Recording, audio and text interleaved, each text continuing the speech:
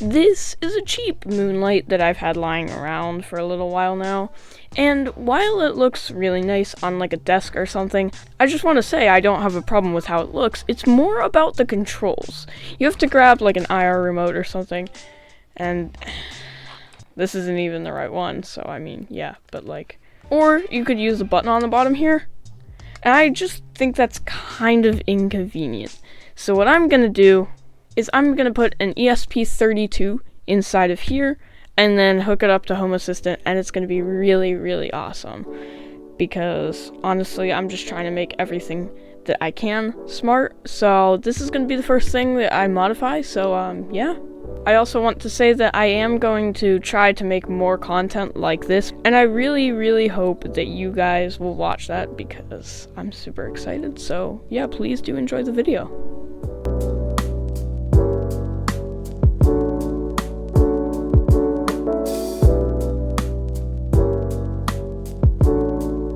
Now, the first thing I did was actually take apart the lamp to see how it worked.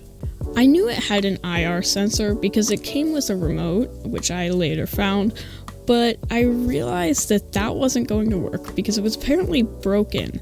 The IR sensor, not the remote. Those remotes are basically nothing.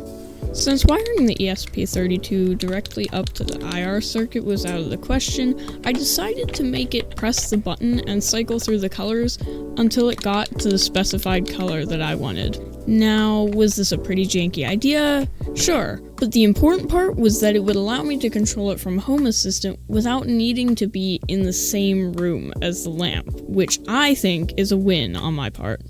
So what I did was I painstakingly went through every color and recorded the amount of clicks it took to get to that color in a text file, which would later allow me to put them in the code to tell the ESP32 how many button clicks each color was.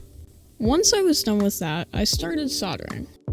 I added a transistor across the two legs of the button on the bottom that cycles through all the colors. This would allow me to electronically press the button by applying a voltage to the base of the transistor, without actually having to physically press it. I tested my setup, and... yeah, let's go! Once I had confirmed that it worked, I started soldering my ESP32 to the pins on the LED controller.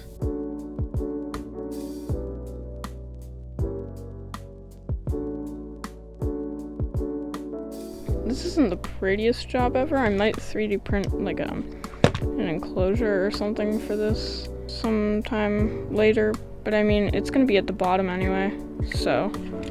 With the ESP32 all soldered and situated in, it was time to write some ESP Home YAML. I uploaded the program and connected it to Home Assistant, and it's pretty safe to say that it turned out really nice. Okay, look at this. This is so cool, and I'm so happy. Watch. I have a little drop down in Home Assistant now. I'm gonna click red. Boom, it's red. Here I could do yellow. Boom.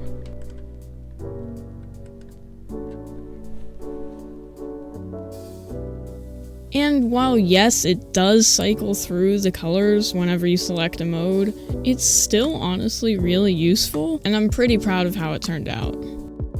All in all, I'm pretty happy with how the lamp turned out, and also this was just like a really fun little project to do, and I hope to do more in the future. So if you really enjoyed this video, maybe give it a like or subscribe. I'm sorry for asking, I'm just trying to grow my channel, but yeah, thank you, and I'll see you in the next video.